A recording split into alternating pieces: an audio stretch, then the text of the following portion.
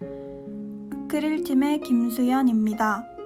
제 작품의 이름은 나의 영웅입니다. 우리의 인식 속 영웅은 스스로를 희생하여 다른 사람들의 삶을 보호하거나 윤택하게 만들어주는 사람입니다. 그러한 영웅의 희생이 있었기에 우리가 존재할 수 있습니다. 저는 이번 소소한 일상 속 나의 영웅을 주제로 한 그림에서 한 영웅을 소개하고자 합니다. 여러분들은 우리나라 위인하면 어떤 분들이 떠오르시나요? 저는 일제의 강압과 고통받는 조국의 현실을 시로 표현한 시인이자 독립운동가이신 윤동주 시인이 먼저 떠올랐습니다. 윤동주 시인은 제가 가장 존경하는 독립운동가입니다. 작년 문학 수업 시간에 윤동주 시인의 작품을 공부하면서 조국을 위한 마음이 제 마음에 와닿았고 강한 인상을 남겨 기억에 남았습니다.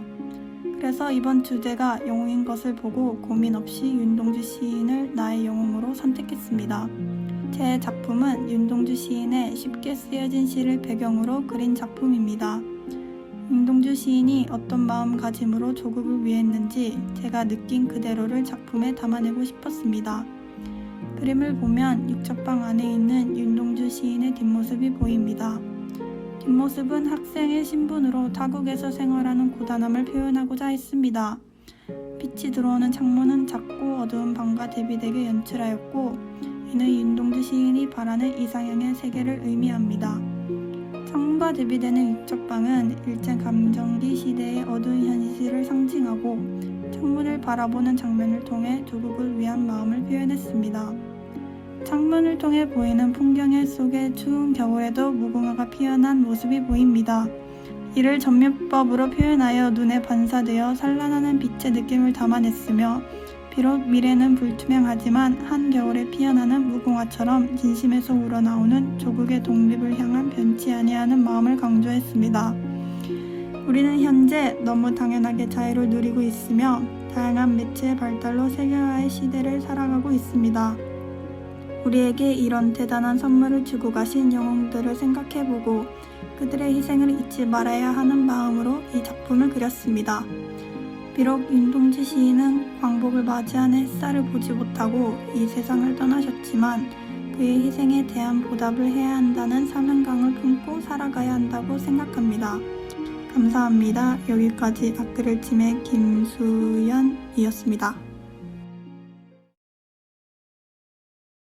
안녕하세요. 아크릴팀의 신서열입니다. 제 작품의 제목은 새벽 배송입니다. 며칠 전 우리나라에 전국적으로 많은 비가 내릴 때 뉴스에서 택배기사님들의 이야기를 봤습니다. 뉴스에서 본 택배기사님들은 매우 고되고 힘들게 일을 하고 계셨습니다. 물난리가 났을 때 머리에 택배물을 올리고 물이 불어난 강을 건너는 택배기사님들을 보며 우리의 소소한 일상 속 진정한 영웅은 필요한 물건들을 빠르고 안전하게 배달해 주시는 택배기사님일 것 같다는 생각이 들었습니다. 그래서 소소한 일상 속 나의 영웅을 주제로 한 이번 작품의 주인공으로 택배기사님을 선정하고 그림을 그리게 되었습니다.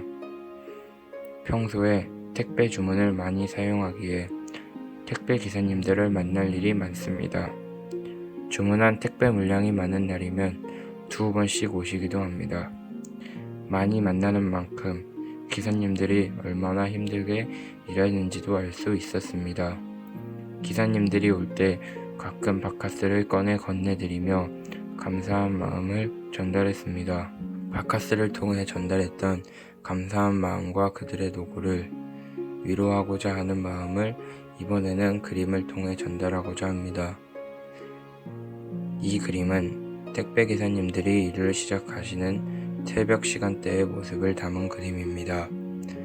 어둡게 음영이 표현된 집과 대부분의 창문에 불이 꺼져 있는 모습을 통해 이른 새벽 시간대임을 알 수 있도록 연출했습니다. 주인공인 택배기사님들이 사용하는 트럭을 화면 앞쪽에 배치하여 누가 주인공인지를 은유적으로 표현하였고 화면 오른쪽에서 서서히 등장하는 느낌으로 트럭을 배치하여 막 일을 시작하는 상황이라는 것을 표현하고자 했습니다. 배경색은 이른 새벽 시간대를 나타나야 했기에 완전한 검은색이 아니라 약간 밝은 하늘색으로 칠하여 희망찬 느낌, 시작하는 느낌, 청량하면서 더 시원한 느낌을 연출하고자 했습니다.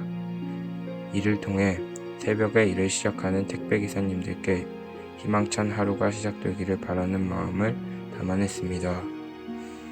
택배기사님 같은 우리 주변의 숨은 영웅들이 누가 있을까를 생각해보면 소소한 일상 속 많은 사람들이 영웅이라는 것을 알 수 있습니다. 이 그림을 그리는 과정에서 저의 일상 속에도 많은 영웅이 있음을 깨달을 수 있어 의미 있는 시간이 되었습니다. 제 작품을 통해 우리가 보지 않으면 알 수 없는 사람들의 영웅적인 면을 보이고 싶었고 그 안에서 저 또한 많은 생각을 해볼 수 있었습니다. 감사합니다. 지금까지 아크릴팀의 신서율이었습니다.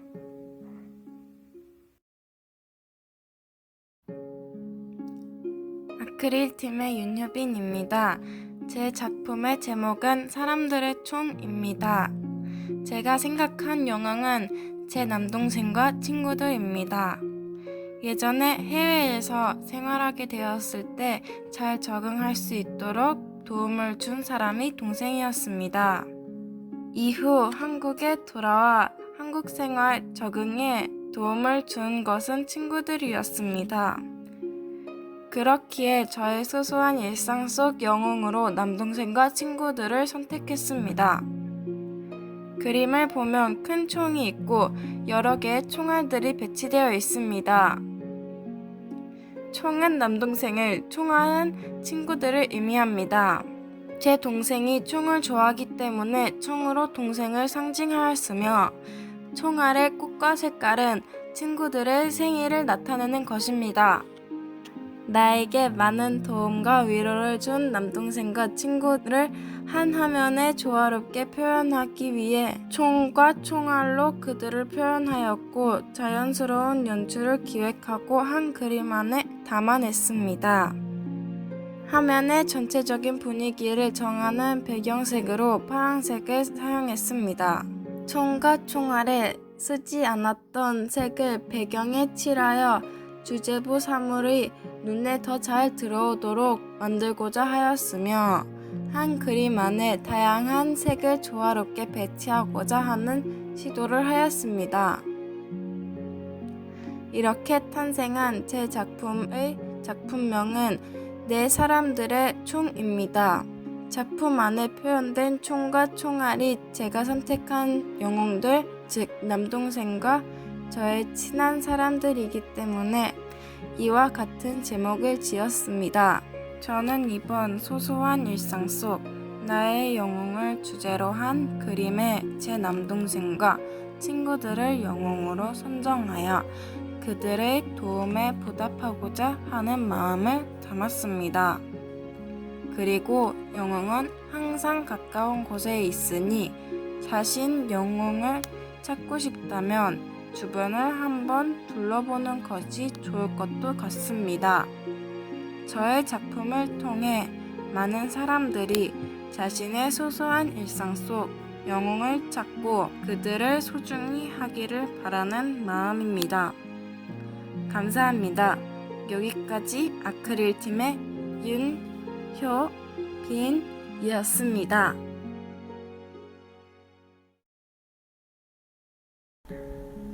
아크릴팀의 최호연입니다. 제 작품의 이름은 나무가족입니다. 일상 속에 만나는 푸르른 나무로부터 저는 많은 도움을 받곤 합니다. 시각적 아름다움을 줄 뿐만이 아니라 사람들의 기분을 좋게 만들어줍니다. 그리고 나무는 우리에게 눈치 보지 않고 쉴 수 있는 공간을 마련해줍니다. 우리에게 휴식의 공간, 위로의 감정을 주는 나무가 바쁘게 사는 현대인들의 영웅이라고 생각합니다. 저는 공동체를 이루고 살아가는 것을 좋게 생각합니다. 함께 살아가고 서로를 위로하는 것에 가치를 느끼기에 이를 그림으로도 표현하고자 했습니다. 그림 속 주인공 나무, 주변의 나무들을 통해 저의 생각을 표현함과 동시에 사람들의 외로움을 완화해주는 나무의 아름다움을 강조했습니다. 잔디 위의 꽃들은 사람의 마음에서 공허함을 채워주는 역할을 한다고 생각하여 꽃들을 나무와 함께 그려 넣었습니다. 이를 통해 사람들의 마음 안에 존재하는 공허함을 채워주고 위로하는 나무의 영웅적인 면모를 더욱 강조하고 싶었고, 잔디 위의 작은 존재인 꽃들도 인간의 공허함을 위로해준다는 메시지를 전달하고 싶었습니다. 그림 앞쪽에 위치해 있는 사람의 형상은 저희 가족들을 표현한 것입니다. 가족의 그림을 그려본 경험이 없었고, 제가 상상하고 그려내는 아름다운 풍경에 가족을 등장시키고 싶었기에 이번 그림 안에 저의 가족의 단란한 모습을 넣었습니다. 2020년이 되면서 우리 삶의 형태가 크게 변화했습니다. 코로나 사태에 더불어 환경 문제가 함께 드러나게 되면서 우리는 심리적인 어려움을 경험하고 있습니다. 우리가 잘 인지하지 못하고 있지만 일상 속의 나무는 바쁜 현대인들에게 쉼터를 제공하여 숨통을 틀 수 있게 해줄 것이라고 생각합니다. 우리의 일상에 시원한 바람을 넣어주는 나무를 보호하고 그 소중함을 잊지 않았으면 좋겠는 마음으로 이번 그림을 완성하였습니다. 감사합니다. 지금까지 아크릴팀의 최호연이었습니다.